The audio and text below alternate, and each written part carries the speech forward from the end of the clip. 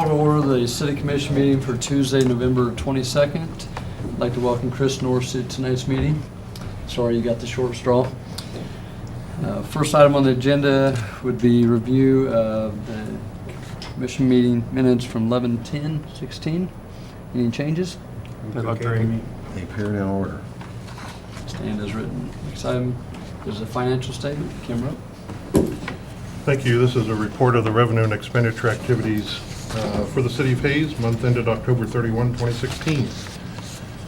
Revenues in October totaled $2,631,939. That's an increase of $176,000 compared to the same period last year. Some notable areas of increased revenue when we compare to October of 15. Grants for airport improvement are up $142,000 for the FAA's reimbursement on the airport snow removal equipment. Golf course revenue saw a small increase of $3,900 compared to this time last year. And court fines were up $8,871 from a year ago. Notable areas of revenue decrease. Parks improvement revenue was off $44,000 as compared to October of 15 due to donations received in 15 for the completion of the shelters. October residential and business water consumption fell 14%, resulting in water and conservation revenue being down $3,500 and $20,000 respectively for the month. Year-to-date, however, water consumption is down 9.74%. Revenue for water is holding its own. Year-to-date up 3.55%, while conservation has fallen 20% given the large reduction in consumption. There were no expenditures in October, totaled $1,408,448. That's a decrease of $927,905 compared to 2015. There were no significant increases in expenditures when we compare to October 16 to October 15. Notable areas of decreased expenditures. October 2015 included 3 payrolls. Therefore, salaries and benefits were down across all funds when compared to this year, amounting to about $386,000. Parks and playground general supplies and materials dropped $7,000. Police other contractuals was off $8,400 due to the purchase of services to update, implement, and maintain the digital copy of the PD policy manual. Wastewater other contractuals was down $117,000 due to contract sewer cleaning at this time last year. Month to date, general fund sales tax collections were at $648,591. That is an increase of $53,435 as compared to last year. That's the first increase in 4 consecutive months.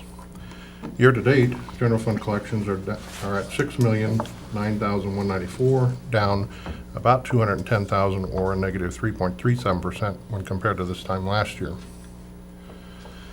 The report of quarter-to-date sales tax collections by industry classification was up $27,153 or 1.43%. That's the first increase on this report in 7 months. Some categories leading the way included motor vehicle dealers at 7.67%, wholesalers, durable goods at 10.7%, and accommodation at 33.6%. These top 10 now represent 73% of the total quarter-to-date sales tax distribution. And finally, the Finance City Clerk's Office invested $4.6 million in maturing or renewing certificates with a weighted average interest rate of 0.9%. The portfolio of certificates of deposit on October 31 of 16 totaled $54 million with a weighted average interest rate of 0.66%. That's up 0.36% from a year ago. Total balance of the money market account on October 31 was $1 million with a current yield of 0.2, and total investments are down $600,000 when compared to this time last year. I move that we accept the report as given. Second. Motion on the floor by Commissioner Myers, second by Commissioner Jones. Any comments? Well, obviously, the increased sales tax catches everybody's attention, I'm sure. So hopefully we're going to see a trend, especially going into the holiday season. I was actually glad to see the 3-month trend. More personally, that was more meaningful to me than the month to month, since the reporting requirements are different and it's a quarterly reporting. So I think that that hopefully portends a positive trend in the future. Kim, I have a question on the accommodations. They were up 33% for the quarter. Now that includes all the hotels, correct? Correct.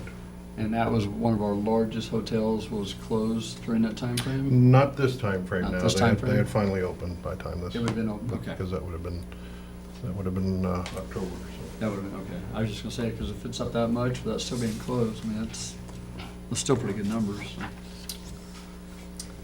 All I have. Don't have anything. All in favor of the motion, say aye. Aye. Opposed, nay. That's 4. Next item, citizen comments.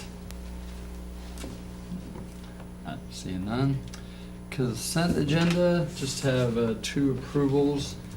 Be on the Building and Trades Board, Chris Teeter, and on Hayes Convention and Visitors Bureau, Thomas Ostrander from Pasta J's. I move that we approve the consent agenda as presented. I'll second. Motion by Commissioner Myers, second by Commissioner Jones. All in favor, say aye. Aye. This is 4-0. Next item would be the ordinance to authorize the issuance of general obligation refunding and improvement bond series 216-8. Kim Rupp.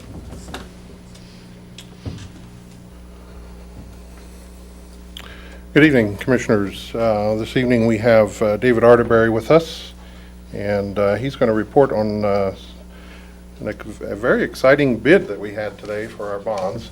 David Arterberry is with George K. Baum. He's our financial advisor.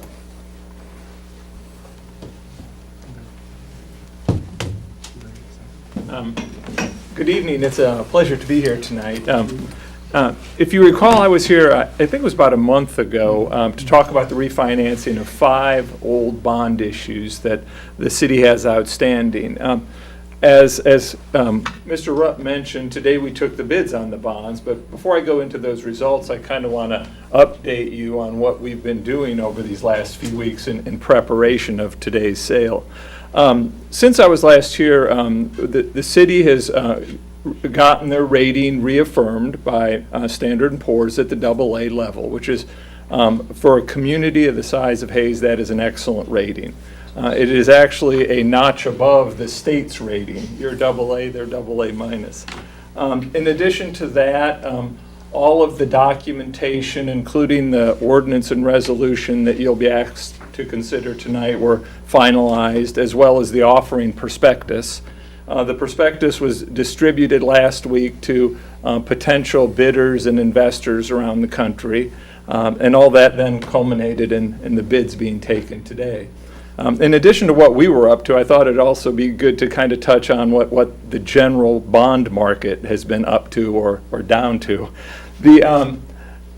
This handout that you see here up on the screen represents a 10-year on the top graph, and then on the bottom year, 1-year graph of interest rates. The solid line in each graph is an index of municipal bond rates, and the bottom line is an index of the, it's not an index, it's the rate on the 10-year Treasury bond.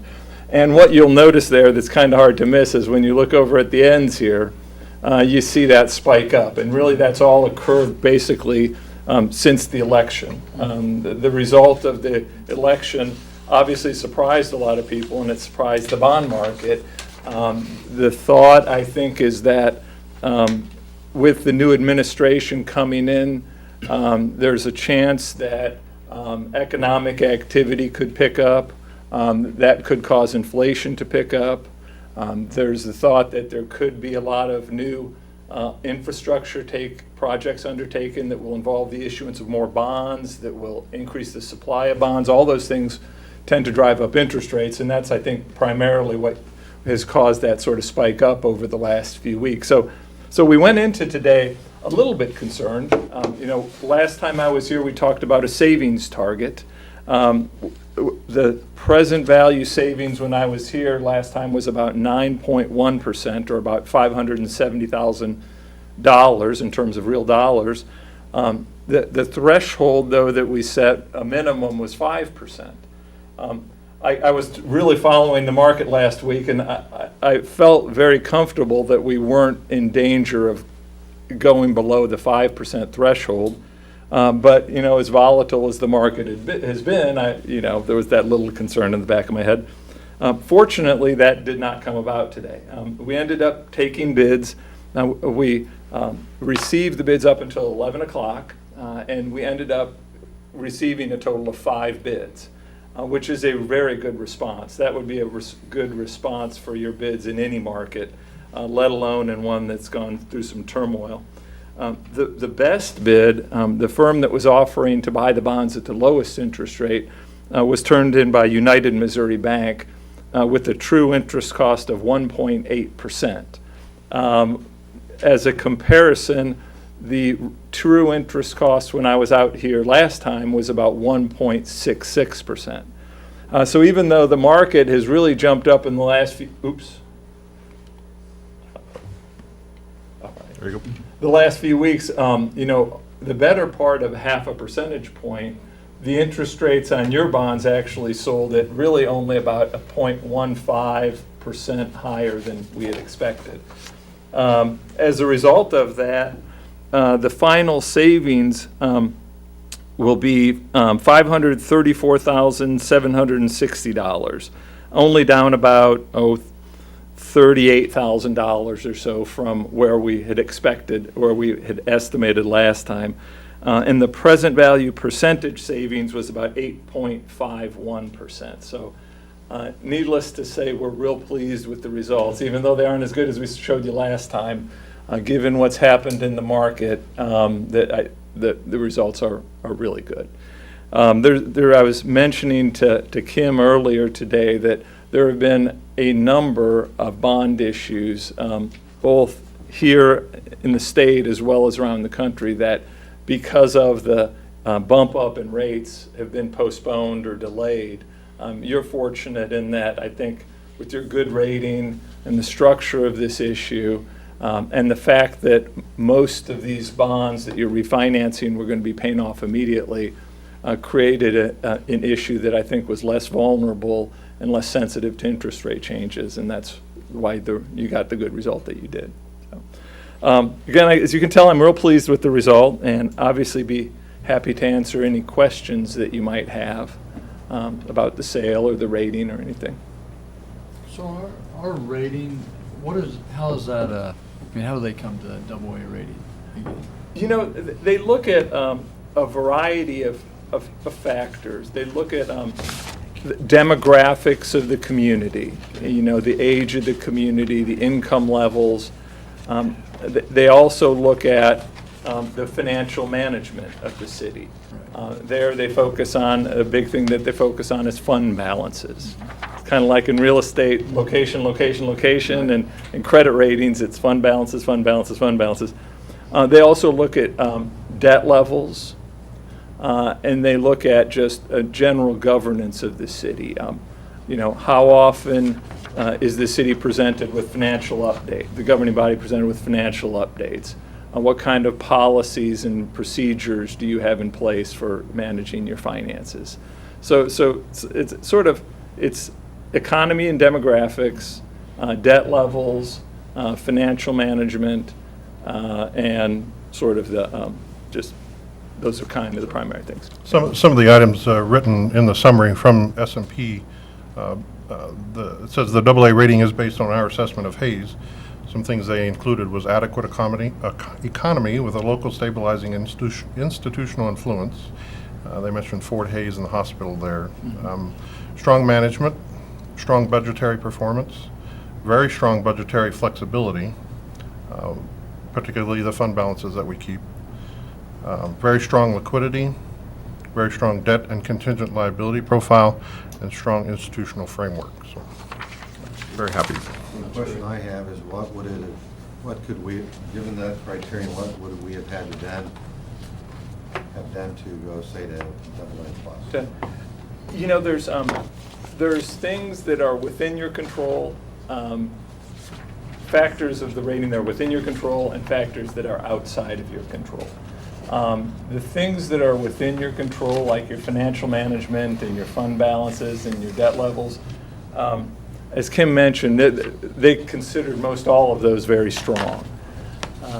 Quite honestly, I think the things that would need to be done to increase your rating at this point are probably things that you just don't have control over. Relative income levels,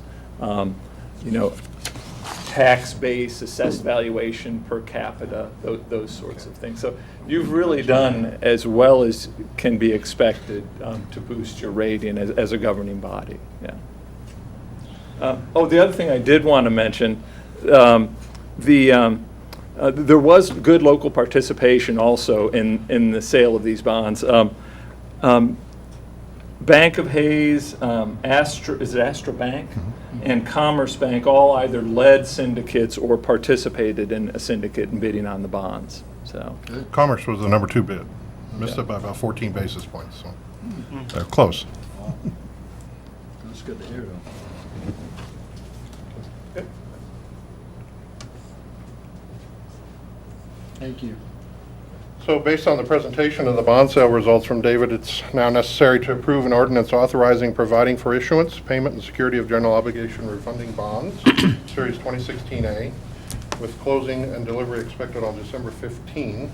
The ordinance authorizes the bonds to be issued to pay the refunding and the cost of issuance. It allows us to continue with special assessments and also the bond and interest levy, as well as direct city officials and staff to execute the necessary documents to complete the sale.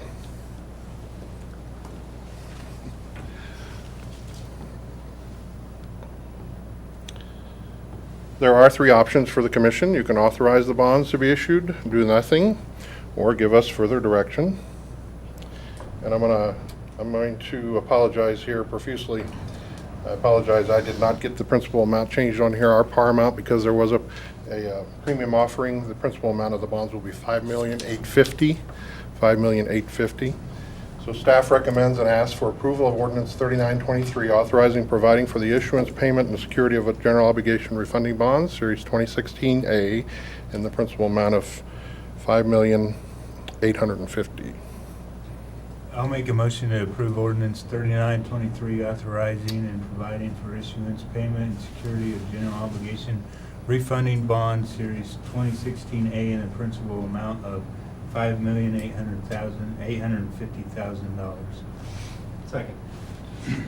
Motion on the floor by Commissioner Jones, second by Commissioner Myers. Any other comments? I guess since you saved us $500,000, we're gonna let that slip. Thank you very much, I appreciate it. That's my one and only, right? Thank you. Good point. Thank you both for your work on this. Absolutely. Thank you, Kim. I appreciate it. All in favor of the motion, say aye. Aye. Aye. Opposed, nay. That's 4-0. Next item, Mayor. Next item. As part of the process to sell bonds to refund the Series 2005A, 6A, 7A, 8A, and 9A, a resolution must be approved authorizing the sale of bonds as previously ordered by ordinance. The resolution is quite lengthy. There's a detail of the bonds, including redemption, security, establishment of funds and accounts, application of bond proceeds, defaults and remedies, continuing disclosure, and other miscellaneous provisions.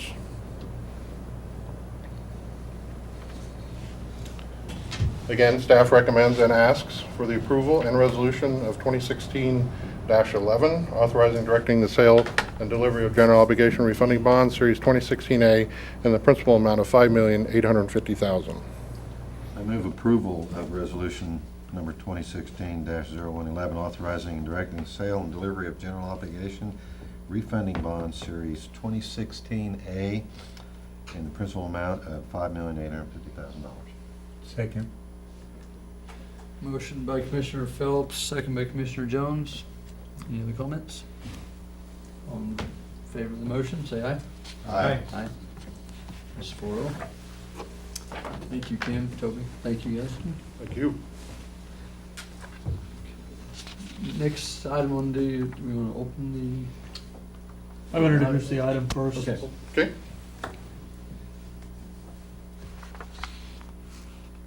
the, next item would be the Hayes Extended Stay Hotel Partners Community Improvement District CID. Once again, Kim Rupp, Director of Finance. Hayes Extended Stay Hotel Partners, LP, seeks incentives related to construction of an approximately 41,000 square foot Town Place Suites Hotel featuring 80 rooms, plus or minus, to be located at the northeast corner of the intersection of I-70 and Vine, immediately east of the Best Western that's there, north of the Hampton Inn, and south of the JT Travel Plaza. 2 separate CID petitions have been submitted. One petition seeks to impose a 1% CID sales tax on only the hotel property. That's denoted as CID 1 on the graphic. And a second petition seeks to improve an additional 1% CID sales tax on the hotel property and the JT Travel Plaza property, denoted as CID 2 on the graphic. The total hotel project cost is estimated to be $9,640,925. The total CID eligible expenses requested for reimbursement over the 22-year life of the CID is $1,556,042. If approved, the total sales tax at the Travel Plaza would be 10.5%, and that includes city, state, county, CID, and TDD sales taxes. Total sales tax at the hotel would be 16.5%, which includes city, state, county, CID, TDD, and TGT sales taxes. The first step is for the City Commission to hold a public hearing. Should the Commission choose to move forward with the process, the next step would be to approve the development agreement and ultimately adopt the ordinance creating the CID. As for the ordinance that creates the CID, it's a pretty straightforward document that authorizes the imposition of an additional sales tax on that specific piece of property. With regard to Hayes Extended Stay Hotel Partners LP's request, the details are in the development agreement. The development agreement has been reviewed by City Bond Counsel and City Attorney. In addition to standard language, City staff has included that even if the CID sales tax revenues from either of the proposed CIDs exceed expectations, the developer would not be reimbursed for the 2 CIDs combined for more than the $1,733,318, plus the developer's actual cost of interest on financing.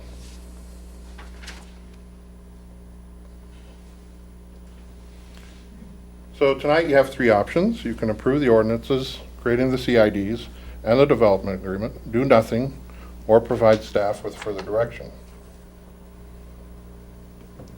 After you hold the public hearings, city staff recommends approving ordinances 3924 and 3925, creating the CIDs, and each will have their own agenda items. So I can put them both together. Yes, You For the can- public hearing. you can open the public hearing for both. Okay, I'm gonna open the public hearing for Hayes Extended Stay Hotel Partners Community Improvement District CID 1 and Hayes Extended Stay Hotel Partners 2 Community Improvement District CID. Any public comments? Brenda?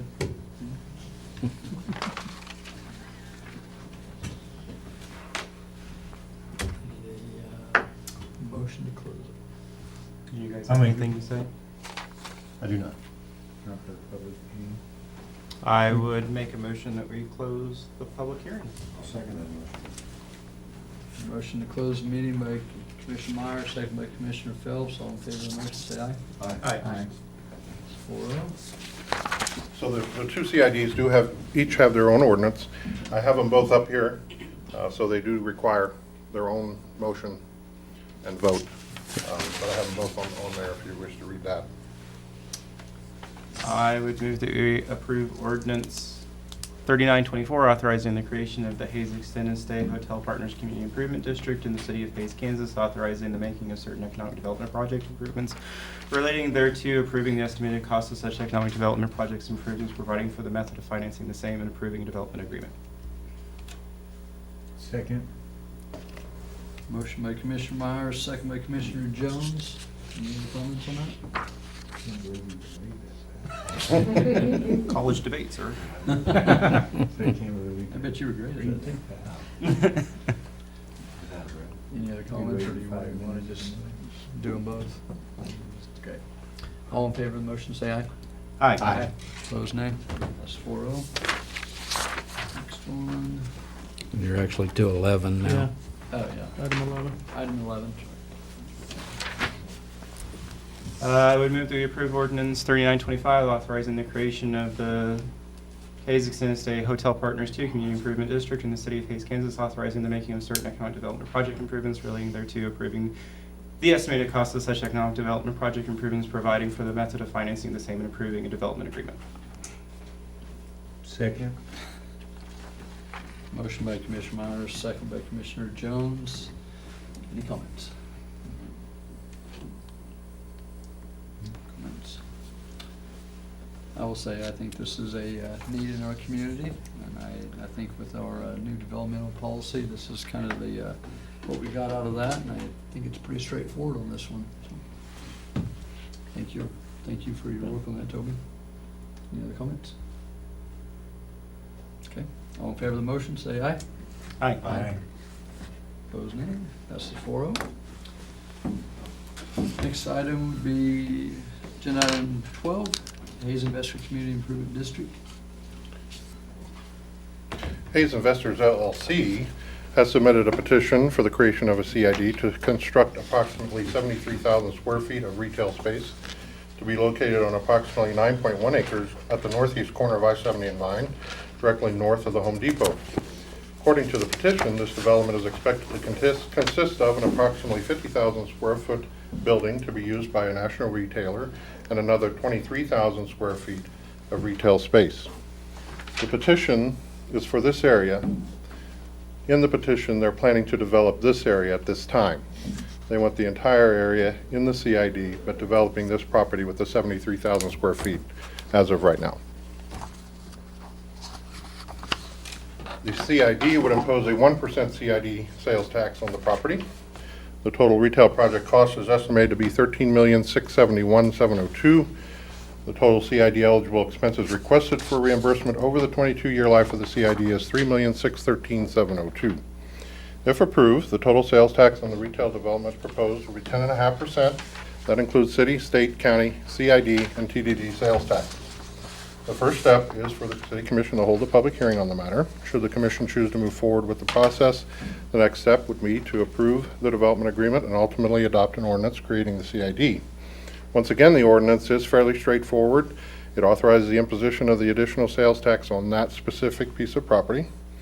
With regard to Hayes Investors LLC's request, the details are in the development agreement once again. The draft development agreement has been reviewed by bond counsel and city attorney.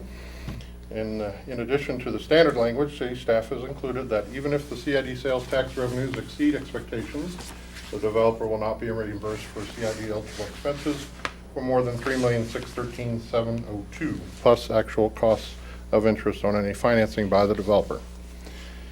Also, in the event certificates of occupancy for the 73,000 square feet of retail space are not issued within 36 months of the approval of the CID, then the CID will be dissolved.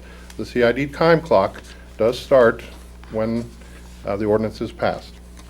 So long, and also in that agreement, so long as the CID on the retail project property is in existence, the developer will not request, the city will not approve any additional economic development incentives on the retail project property. And then finally, also last week, the developer added Section 20, allowing for them to come back to the Commission to consider amendments should the project schedule be adversely impacted by changing economic and market factors. They indicated this was needed to satisfy the lender on the project, and I believe you also had a letter from the letter that you've been given. So again, same process here.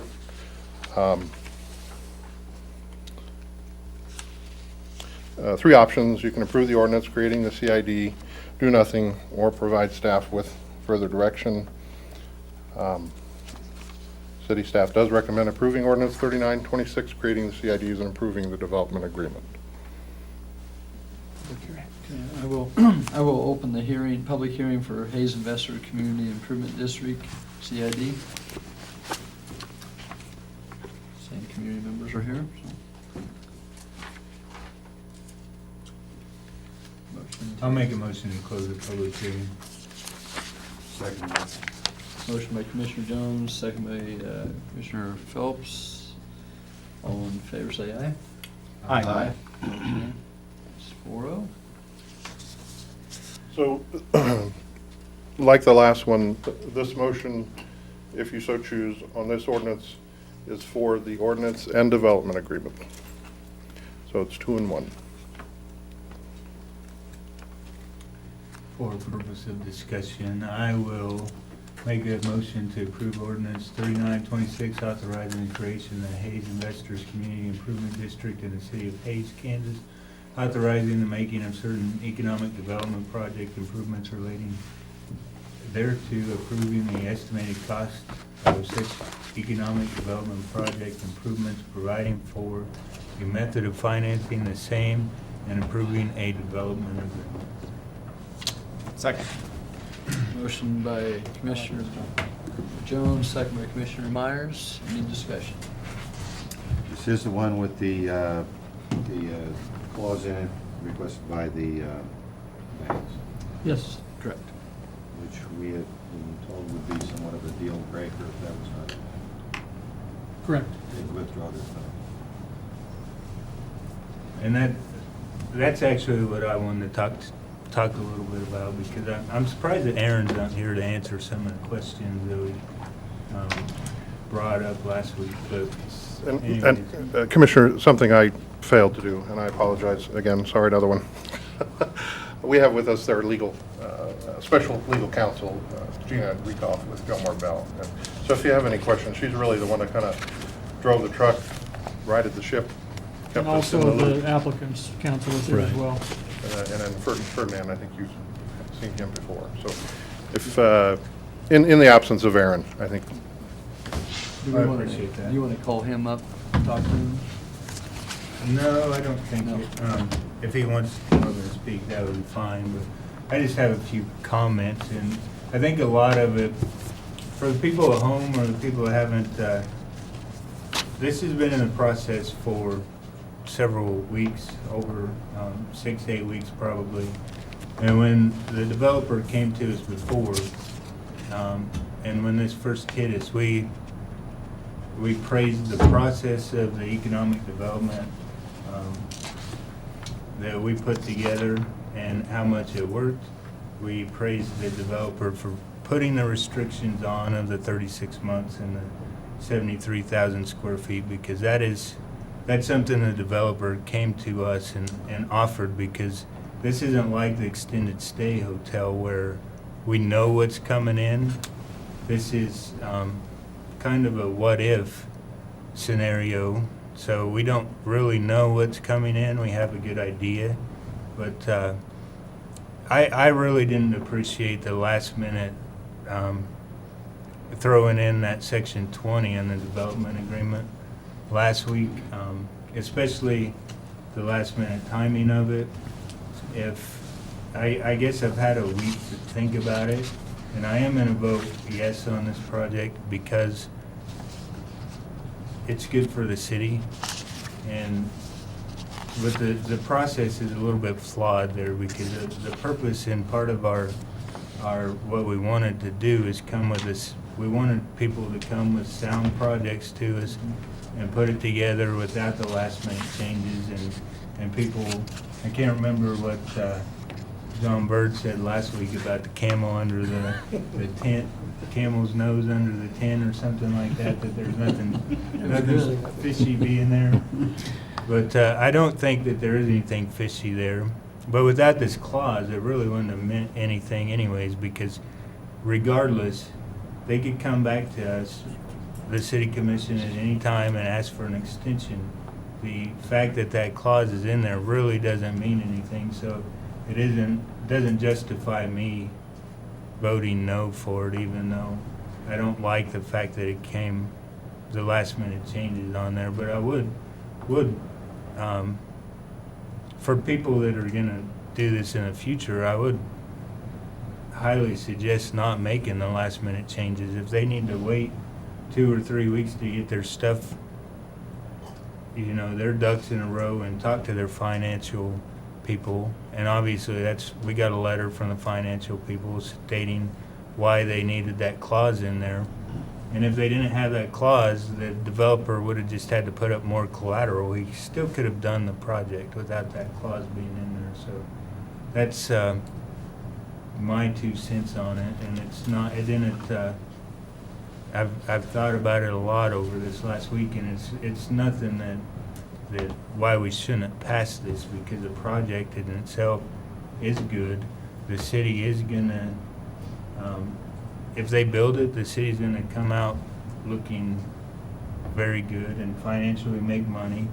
And if they don't build it, we're not really out anything. So, but I wanted to get that off my shoulders for people that are gonna come in the future and the changes in the future may not be quite so minor as this, and it may make a difference, and that them cases, it could change my vote. Ferdinand, could I have you come up? I guess Commissioner Jones makes some good points. You know, we kind of tweaked our developmental policy for like third time since I've been on the commission, or I don't know, fourth, fifth time. But our whole goal is not to go through kind of some of the stuff we talked about last week. And I know you guys do this all the time. So why did it last minute come? Yes, thank you. Ferdinand Neiman, White Goss Law Firm, representing the developer. Yeah, this kind of, I apologize for this, and I hear your comments, and I think they're good ones. I think the reason it came in later was typically on these deals, sometimes the development agreement is approved and completely negotiated at today, like a day like today when there's actually a public hearing. Sometimes the city council or county commission will say, we approve this pending city manager or city attorney's negotiation of an agreement. So the actual development agreement sometimes comes later. I think in the case here, which we're fine, the calendar worked out. I think it was October 27th. City called for a public hearing, asked us to negotiate with bond counsel to get the development agreement done. I wasn't the one that did a lot of that. I was more on the cost benefit analysis side, which is why I came today in case we had more questions on the numbers. But I am familiar with the development agreement as well. And I think Sandy Watts in our office, she had submitted what it was, several weeks in advance, I think, to meet your guys' notification timelines. She said, here it is, but which is a common thing we send, and I know it can be frustrating. We send within a submittal is pending client comment or pending bank comment, things like that, because there's so many versions often going back and forth. We don't want to slow the train down, and especially when cities meet 2 or 4 times a month, or 1 or 2 times a month generally, it can set the whole project back. So my understanding is Sandy submitted it to Gina pending developer comment, and with the developer thought it was good, then talked to the banker and said, doesn't make me feel warm and fuzzy enough. As you mentioned, Commissioner Jones, the Section 20 does not bind the city to do anything. It's basically gives our bankers some comfort that if and when, or if, I don't say when, I don't give any indication of that, if there's let's say we're 2 weeks behind and we have delivered 72,000 square feet, I think it's pretty likely that the city would say, we'll give you, you're close enough, 72 or 73, or you need 2 more weeks, but you're still not guaranteeing that by any means, but some level of comfort. I mean, that was the reason. And as you mentioned, the sales taxes and real estate taxes on something like this, if it happens, is just great for the city of Hayes. And the public-private participation is lesser on the public side than you would generally see on a project like this, which I think is good for the city. If it doesn't happen, we've wasted my time, your time. We apologize for that. But there's no, when you talk about bonds night, certainly no financial risk to the city other than just the lost opportunity. So I do apologize. If I'd have known that was going to be the case, I wouldn't have come here and not mentioned it 3 weeks ago when I was here. Embarrassed to have to do it tonight. Well, that was our whole goal. We all dealt with the truck stop issue a few years ago, and I didn't want to go do that again. I thought we cleaned it up from everything we had heard. It seemed like it went better this time from what the developers said. And my goal is I hope more developers come to it. I mean, it'd be great if nobody wanted an incentive, but I know that's not going to happen. But my goal is I hope we've cleaned it up enough to where we get people looking at Hayes, they want to develop on a consistent basis instead of every 10 years or whatever. So I'm hoping that, we've got stuff cleaned up. And it did. All of us were like, wait a second, what's going on? But I actually reached out to 2 different bankers today, and they both said almost the exact same thing. It's just something to back them up a little bit, and I think we all want this. And like I was talking to Toby today, that potentially once some of the incentives are paid off, possibly 6 to 8 years, there's going to be additional minimum $250,000 property tax going to the city, county, school. That's huge, and that's minimum. And I'm hoping more than just what you guys are proposing come with it. So I think that there is a lot of risk if you don't come to our community, and I think we're not giving up much. Yeah, it's an extra sales tax, but with our land prices, it's something we got to do, and I think our community is starved for what you guys are bringing. I hope you guys do it right. I appreciate it. We want to, and we intend to, and the process has been good, has been smooth. We appreciate everybody we worked with, from Kim and Toby and Gina and everybody that's been involved. It's been a good process, and we've got some good leads on tenants. I think this is the kind of that culminating step. We can now say, hey, look, it's approved. and that makes it real. I wouldn't, we're gonna close on the hotel project. Our developer of this project is 40% equity in the hotel project. They're gonna close on that on Monday if this passes, and which it just did pass the hotel project. This, they're gonna close on Monday. I wouldn't be surprised if you saw dirt moving this month. That'd be great. So, things Also, that just, another positive, I've talked to some people around town in the hotel, they've actually reached out to local contractors to do a lot of the work, you know, taking bids, and that, I mean, that's great. I mean, if it goes back into our community, I mean, that's a plus for everybody, so sure. it's good news. Comment and a question. The comment would be that I believe I heard this last week from legal counsel here that this clause in there just allows or puts on paper what they can statutorily do anyway.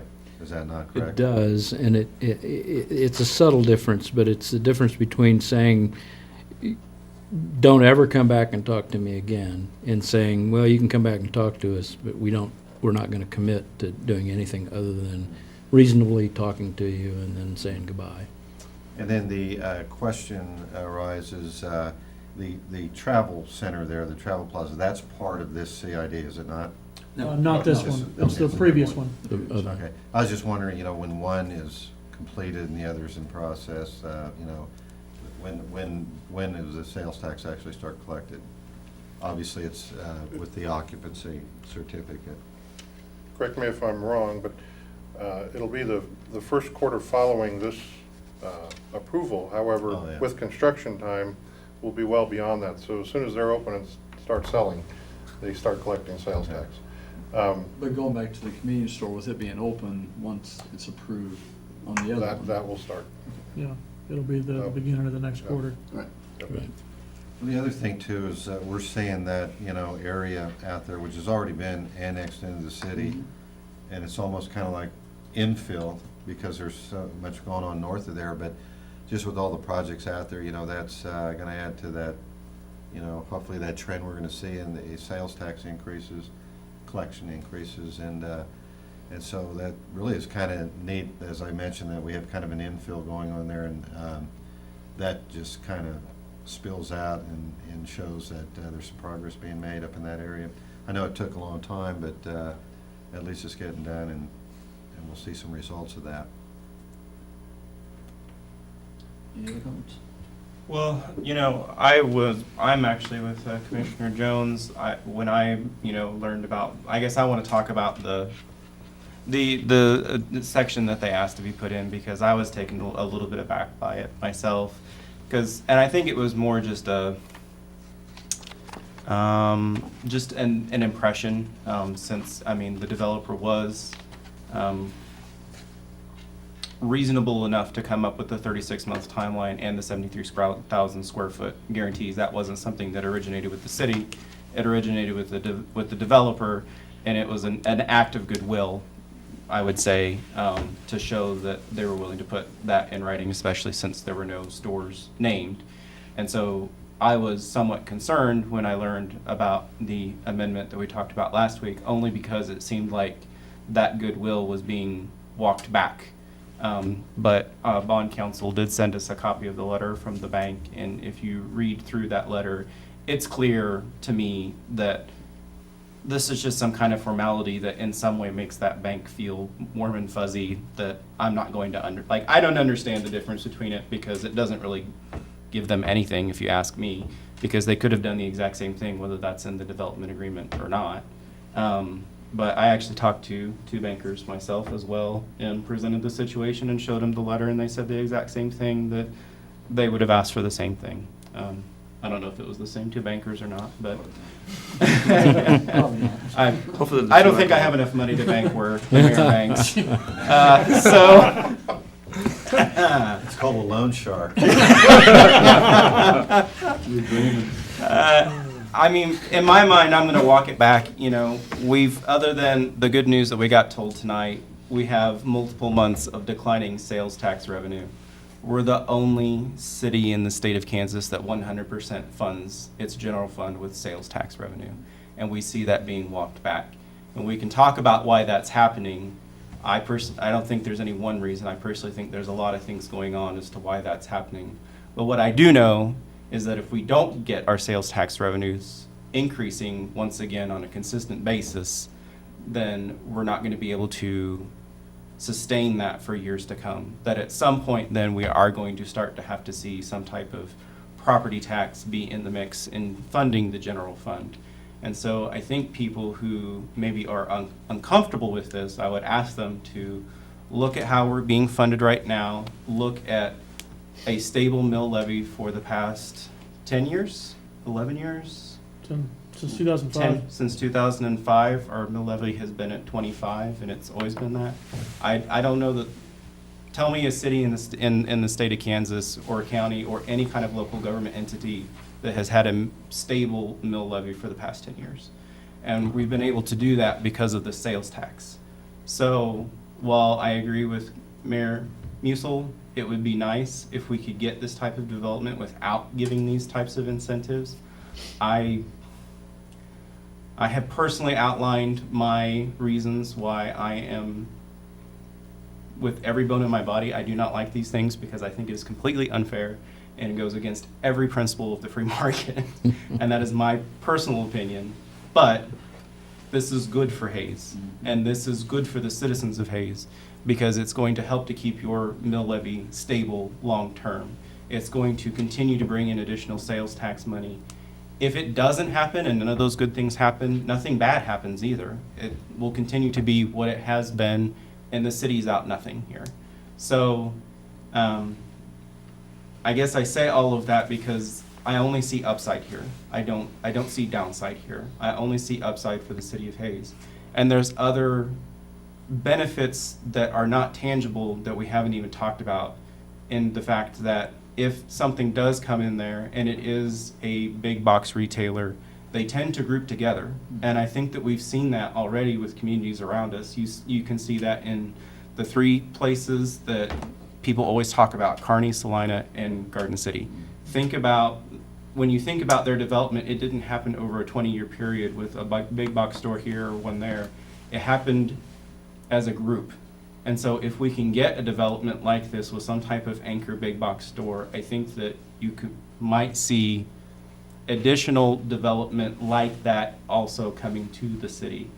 The other reason that I think that this is good, and I wanted to talk about all of this, is because I think that the process has been good. And I want to be sure that I point out that the relationship between the developer and the city has been good. I think this has been a good process, and even though there was kind of a last-minute hiccup, so to speak, I think that it was just the timing of it. It wasn't what it was just the timing of it. And I think if we had gotten that even 2 days before the meeting so that we'd had time to process it, I don't think that there would have been as much consternation about it. And I don't have any reservations about it anymore at all. So I just want to be sure that I point out that the process has been good, that we're happy that you're here, we're happy to be working with you, and I hope that there's more projects like this brought to the city so that we can talk more about this, whether it's your group or any other groups that want to come and do business in Hayes. I think that we changed the policy for a reason, and I think that it's worked, and I hope that it continues to work in the future, because I think that this is good for the community, and it's good for the taxpayer.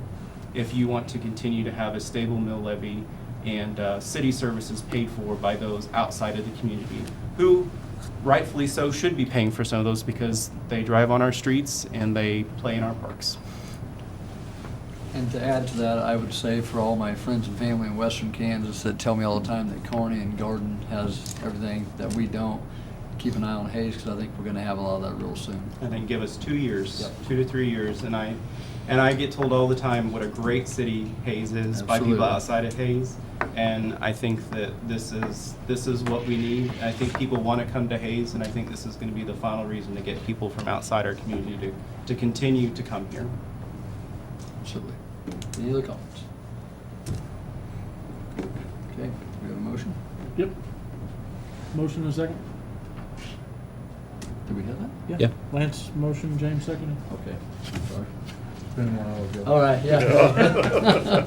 Motion by Jones, second by Commissioner Myers. All in favor of the vote, say aye. Aye. Opposed, nay. This is 4-0. Thank you, Commissioners. Thank you. Thank you, guys.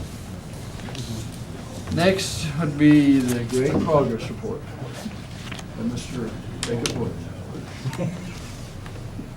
Mayor and Commissioners, I'm Assistant City Manager Jacob Wood finally the moment you've all been waiting for, progress report. Thank you, Ken. We're going to start out with the Public Works Department tonight.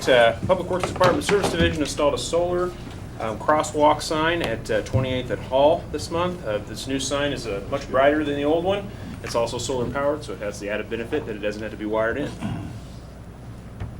You've seen the Public Works Department working around town. They've been fixing some of the storm sewer drain inlets. Some of the sidewalks have kind of shifted a little bit there, so they've been fixing those. They've also fixed some curb and gutter around town.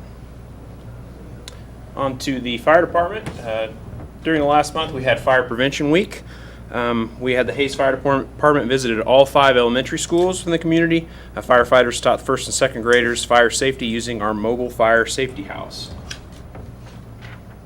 The Hayes Fire Department also conducted a school bus rescue training. The first photo shows them cutting into the side of the school bus, and they cut a couple of seats out so they could access it more carefully. And then we have photo 2 is the bus is actually rolled on its side, and they have reserve airbags underneath there, and they're blowing that up so they can move the bus. This school bus was donated to the city for training purposes by Keith and Colleen Worth. So we used it for all kinds of training. They actually set fires inside of it and kind of used it as a mock airplane as well. So they kind of used and abused it as much as they could. The Hayes Volunteer Rescue Company conducted quarterly training that focused on breaching concrete. This is something that might be required in a building collapse. The Hayes Volunteer Fire Company is made up of firefighters from Hayes, Ellis, Victoria, and the Ellis County Fire Department. As part of preparation for the automatic aid program that will be starting on January 1st, the Ellis County Fire Department and Hayes Fire Department have been conducting joint training, and basically what we've been doing is working on each other's different type of equipment. They have different trucks than we do, so we're getting familiar with what their equipment is, and they're at the same time getting familiar with our equipment. The IT department had Cybersecurity Month last month. They, as part of this, they provided different materials to Hayes Middle School, posters, calendars pertaining to age-appropriate cyber security and cyber safety. In the police department, we had 3 members of the police department that graduated from basic training at KLATC, and officers are doing pretty well. Looks like a couple of them are going to come off of the field safety training or the field training program a little bit early, so we'll have those guys out on their own here before too long. We had some Halloween safety. Officer Colin Rowe went and spoke to a group of Brownie Scouts, talked about a little bit of Halloween safety. And then we had Officer Dakota Reese. He spoke with the Intro to Criminal Justice class at Fort Hays State University about what it's like to be an officer with the city of Hayes. You can see there's kind of a theme going on so far. We've spent a lot of time in schools with the different departments. We've had IT at the schools. We've had the fire department with the schools. We've had the police department talking with Brownie Scouts and also at Fort Hays. So we spent a lot of time out in the community in the last month. The annual Guns and Hoses softball game took place last month. This is a fundraiser, and the proceeds from this event go to the Ellis County Public Safety Rehab Unit. And I won't tell you who won, but it wasn't the police department. On to the utilities department. We've had a sewer cleaning program that's been going on for the last month. A pretty good-sized project. They've cleaned about 21 miles of sewer line. The majority of those lines have been found to be in pretty good shape. They just needed a good cleaning. We have found a couple of places where we'll have to go back in and do some repair, but nothing is urgent. Nothing has to be done right away. Utilities department, we have quite a few water leaks. Actually, we don't have as many as you might think. Going back year to date, we fixed 27 water leaks. That's down about 10 from last year. So we're doing better this year than we've done in the past. On average, it takes the water crews about 4 hours to fix a leak. Once they get a call that there's a leak, it takes them about 4 hours to get the leak fixed. So that's a pretty good average, getting out there and getting them fixed. They do a good job. We had a project for sandblasting and painting of the east primary clarifier. DEM Enterprises was awarded that contract a couple of months ago, and they actually finished that up earlier today. In this picture you can see they're just kind of scraping the clarifier. This is the clarifier when it's completely sandblasted, and this is the finished product. It's almost completed there with new paint. So that project finished up earlier today. In the Parks Department, fall's the best time to plant trees, so we've been out planting trees like crazy. At the time that I was given this, they had planted about 60 trees, but I'm sure that they're up to even more by now. They're all over town doing as much as they can. And this season, it's been a pretty nice fall, so they've been able to get out there even more than normal. Where's that Looks like Memorial Garden. at? Yes, Oh, it's the out of the entrance. cemetery. Okay. Mhm. We did some upgrades at Auble-Bickle Skate Park. You can see the before and after. Did some paint work. They've also kind of done some repairs out there to the skate park.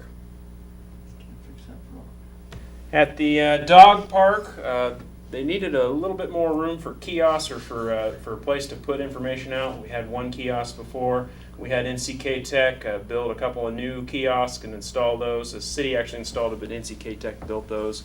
And we will be using this old kiosk at another location. So that was a partnership with NCK Tech, the Friends of the Hayes Dog Park, and the Parks Department. And then we also have an upgrade to the putting green. This is one of the things that golfers complain about the most, is the size of the putting green out at the golf course. It's actually about 3 times larger now. We were able to do this in-house. We have a part-time seasonal worker named Tom Roth, who actually, his full-time job during the season is to build golf courses. So he works for us in the off-season when he's not out building golf courses. And he, with the knowledge and expertise that he brought, he was able to save the city about $50,000 in putting this putting green in, and it turned out really good. So if you're a golfer, Toby is, get out there and hit it. And that is all that I have for you. Thank you, sir. Thank you. Report of the city manager? I can't beat that. Can't beat that. Commissioner Phil. I just comment on the issues we had tonight with the development of north of I-70. I'm not sure what year it was, but, for many years, there wasn't anything north of I-70, and I remember one of the first things we did a number of years ago was annex that area, just kind of a corridor. And then, you saw a car dealership go in out there, and eventually all the other developments went out there. And most people were supportive of that. We had some people said, who's ever going to drive all the way out there to shop? So seeing that filling in now is really going to make a large impression on people as far as the size of the community and where we're growing. And also, I'd like to wish everybody a very happy Thanksgiving. Happy Thanksgiving. Yeah, anything else, sir? Well, actually, I went out to Home Depot earlier today, and I noticed people pulling out of the JT Travel Plaza, and I think that maybe some out-of-town folks are confused, because you can't make a left onto Vine. I was curious, could somebody from Public Works look at some signage, or, I don't know, maybe something sooner than just once you get to the intersection, realizing that you have to take a right onto Vine?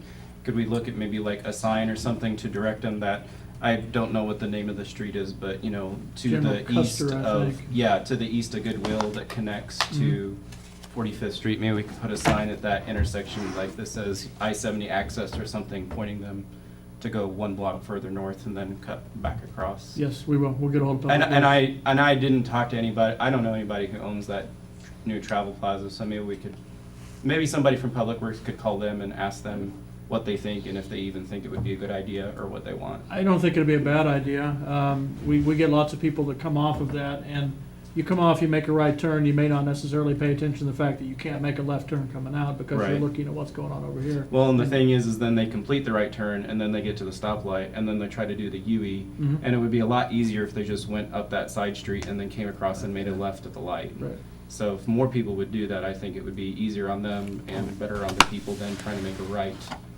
coming from the west side onto Vine, because then you almost you know, then you have problems with the people making the UEs. Mhm. So. Yeah, okay. we should be able to put something up. Okay. I was up there last week and I saw the same thing. I think it's gonna be an issue, the more traffic we get out there, so. Just a couple things, I attended the Governor's Water Conference with Toby last weekend. Very good conference. It was really nice to see the state kinda getting on board with what we're doing. It's very hard, you know, with the farmers and irrigation, but, it's kinda nice when you go in some of those, meetings and they're kind of bragging about, hey, it's what we've done, the educational and stuff like that. So you kind of sit up a little straighter when they're talking about that. But it was a really good conference. That was my first time going, and I really enjoyed that. So just want to wish everybody a happy Thanksgiving. We're adjourned.